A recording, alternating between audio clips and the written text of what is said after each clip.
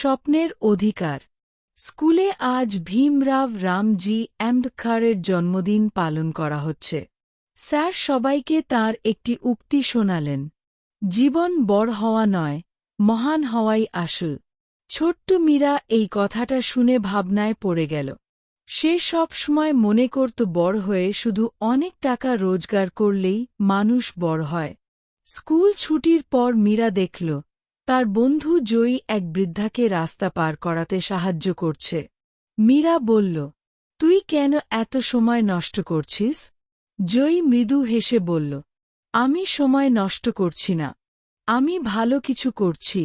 মীরার মনে স্যারের কথা ঘুরতে লাগল, জীবন মহান হওয়াই আসল। সেদিন থেকে মীরা ছোট ছোট ভালো কাজ করতে শুরু করল, বন্ধুকে পড়ায় সাহায্য করা, গাছ লাগানো, বড়দের সম্মান করা। কয়েকদিন পর স্যার বললেন, মীরা, তুমি শুধু পড়াশোনায় নয়, মানুষ হিসেবেও বড় হচ্ছ।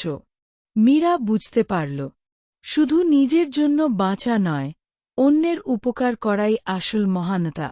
নীতি শিক্ষা। জীবনের আসল মূল্য বড় হওয়ায় নয়, ভালো মানুষ হয়ে অন্যের উপকারে আসায়।